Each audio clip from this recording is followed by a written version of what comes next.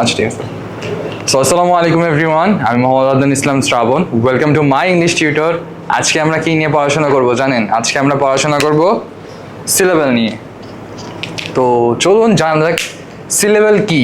তো আমি দুইভাবে মনে রাখার টেকনিক আপনাদেরকে জানাবো, আপনারা যেটা সহজ মনে হবে জানার জন্য ওটাই মনে রাখার চেষ্টা করবেন। সো প্রথম যেটা ইম্পর্টেন্ট, একটা ওয়ার্ড, ইংলিশে অনেক ওয়ার্ড রয়েছে, এডুকেশন, ক্যাম্পাস, ইউনিভার্সিটি, স্কুল, প্রত্যেকটা ওয়ার্ড কিন্তু ভাওয়েল সাউন্ড থাকে ওয়ার্ডের ভিতরে। তো প্রত্যেকটা ওয়ার্ড কিন্তু খণ্ড খণ্ড খণ্ড করে উচ্চারণ করা যায়। তো প্রথম আপনারা যেভাবে মনে রাখবেন সেটা হচ্ছে একটা ওয়ার্ড কত খণ্ডে আপনি বলতে পারতেছেন, উচ্চারণ করতে পারতেছেন। তো যতগুলো খণ্ডে বা যতগুলো ভাগে আপনি একটা ওয়ার্ড উচ্চারণ করতে পারবেন, সেই তাদেরকে প্রত্যেকটা খণ্ডকে একটা সিলেবাল বলা হয়। এবং যেটা বইয়ের ভাষায় যেই সংজ্ঞাটা থাকে সেটা হচ্ছে একটা ওয়ার্ডের ভিতরে যতগুলো ভাওয়েল সাউন্ড, আই রিপিট, যতগুলো ভাওয়েল সাউন্ড থাকবে, ভাওয়েল ওয়ার্ড হওয়া লাগবে না, সাউন্ড হলেই হবে। ভাওয়েল সাউন্ড, যতগুলো ভাওয়েল সাউন্ড থাকবে ততগুলো সিলেবাল থাকে একটা ওয়ার্ডে। তো আমরা চলুন উদাহরণের মাধ্যমে এই সিলেবাল জিনিসগুলো কি বা সিলেবাল জিনিসটা আসলে কি সেটা দেখি। তো এখানে কিছু উদাহরণ রয়েছে। তো ফার্স্টের যে উদাহরণটা দেখেন, কি আর্কাইভ। এই আর্কাইভকে যদি আমরা ভেঙে ভেঙে উচ্চারণ করার চেষ্টা করি তাহলে কি আসে? এই যে আমি লিখে দিচ্ছি এখানে,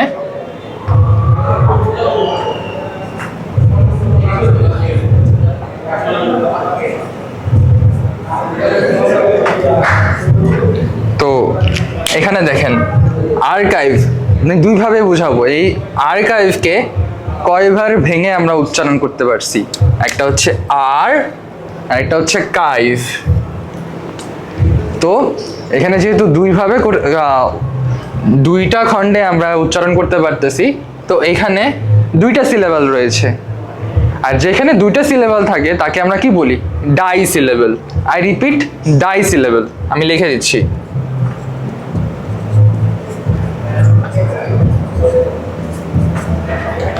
তো মনে আছে আপনাদেরকে আরেকটা মনে রাখার টেকনিক শিখিয়ে দিয়েছিলাম যে কতগুলো ভাওয়েল সাউন্ড থাকে। তো এখানে দেখবেন দুইটা খণ্ডও ভাগ করতে পেরেছি, কিন্তু দুইটা ভাওয়েল সাউন্ডও রয়েছে। আসুন এখন আইডেন্টিফাই করি ভাওয়েল সাউন্ড দুইটা কি। এই দেখেন আর, প্রথমে ভাওয়েল ওয়ার্ডগুলো আপনাদেরকে বুঝাই। ভাওয়েল ওয়ার্ড কোনগুলো? এ, ই, আই, ও, ইউ, এগুলো হচ্ছে ভাওয়েল অ্যালফাবেট। এই অ্যালফাবেটগুলো দ্বারা যে সাউন্ডটা আসে তাদেরকে ভাওয়েল সাউন্ডস বলা হয়। এখানে দেখেন আর, এখানে একটা ভাওয়েল সাউন্ড আছে। এখানে কাই, যে ই, এই যে এটা, আমি মার্কার চেঞ্জ করে দেখাই দিচ্ছি, এই যে এটুকু। তো টোটাল দুইটা ভাওয়েল সাউন্ড পাইছি আর্কাইভ ওয়ার্ড। তো এই আর্কাইভ ওয়ার্ডটা হচ্ছে তাহলে ডাই সিলেবল ওয়ার্ড। আসেন পরবর্তী ওয়ার্ডটা দেখি। Children, children. তো চিলড্রেন যদি আমরা ভেঙে ভেঙে লিখতে চাই তাহলে কি আসে? চিল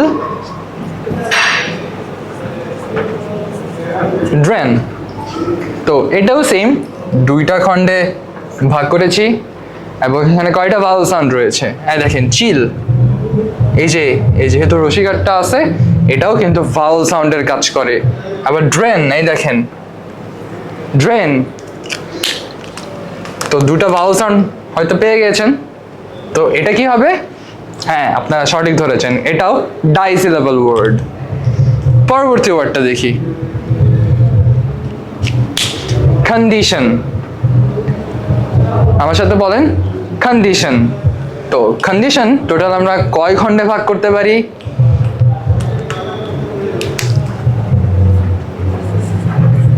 খন ডি শন।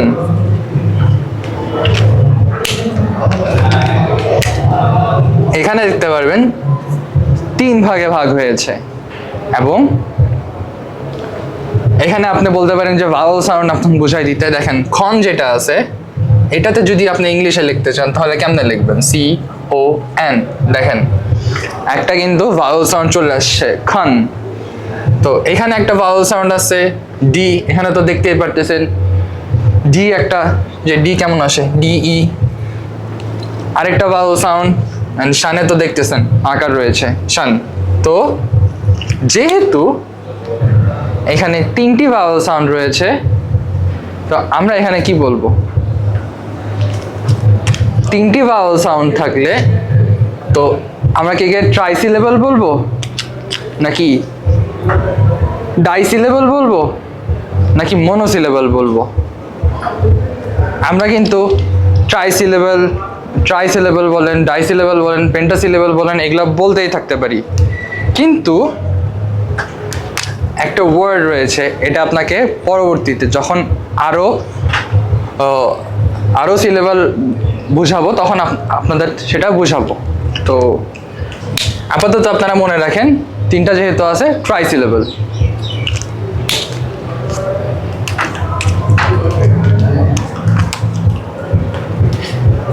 তো পরবর্তী ওয়ার্ডে আসি,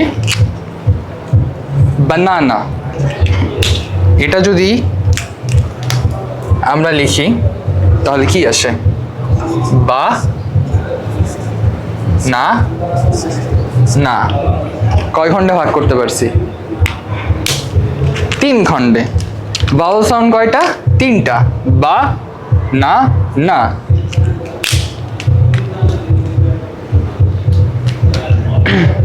তো এখানে কি আসতেছে?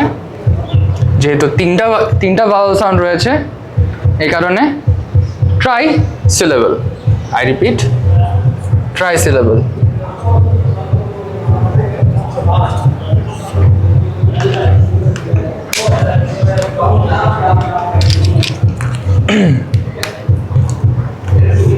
বয়, শুনতেছেন? বয়।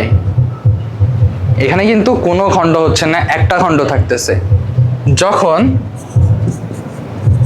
একটা খণ্ডে উচ্চারণ হয়ে যাচ্ছে তখন সেটাকে আমরা বলি monosyllable. I repeat, monosyllable.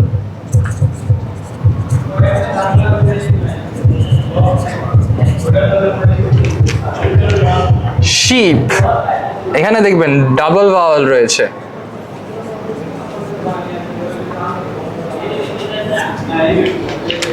Double vowel থাকলেও এক খণ্ডে উচ্চারণ হয়ে যাচ্ছে। তো এইখানে টোটাল ভাওয়েল সাউন্ড, দুটা ভাওয়েল ওয়ার্ড থাকলেও সাউন্ড কিন্তু একটা, এক খণ্ডে উচ্চারণ হচ্ছে। এই কারণে এটাও হচ্ছে মনোসিলেবল। এখন last word, photography. Photography.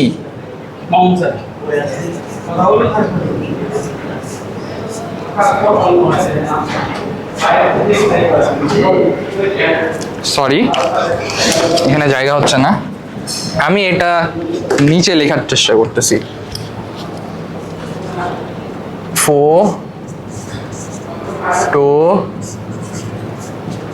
Photography কয় খণ্ডে ভাগ হয়েছে? 1 2 3 4। তো যেহেতু এখানে 4 ভাগে ভাগ হয়েছে এবং ভাওয়েল সাউন্ডও কিন্তু টোটাল 4টা, তো একে আমরা কি বলবো? তো যেহেতু এখানে 4 ভাগে ভাগ হয়েছে এবং ভাওয়েল সাউন্ড 4টা রয়েছে, তো আমরা এখানে কি বলবো? ডাই, ট্রাই, পেন্টা, মেন্টা, এখানে হেক্সাতে যাওয়ার তো দরকার নেই। মনে রাখবেন এখানেও বলেছিলাম ট্রাইসিলেবল ওয়ার্ড আছে, কিন্তু এটা বলার কোনো দরকার নাই। যখনই মনোসিলেবল থাকবে, ডাইসিলেবল থাকবে, দুইটার অধিক হলে আমরা তাদেরকে পলিসিলেবল বলবো।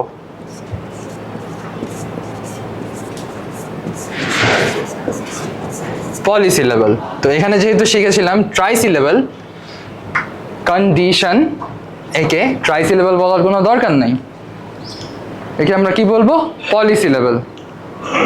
তো এরকম প্রত্যেকটা ওয়ার্ডে আপনি সিলেবল বের করতে পারবেন, কোন ওয়ার্ডটা আসলে কোন সিলেবল সেটা আপনারা নিজেরা এখন যাচাই করতে পারবেন। সো আজকের ক্লাসটা এই পর্যন্তই, আবার দেখা হবে পরবর্তী কোনো ক্লাসে।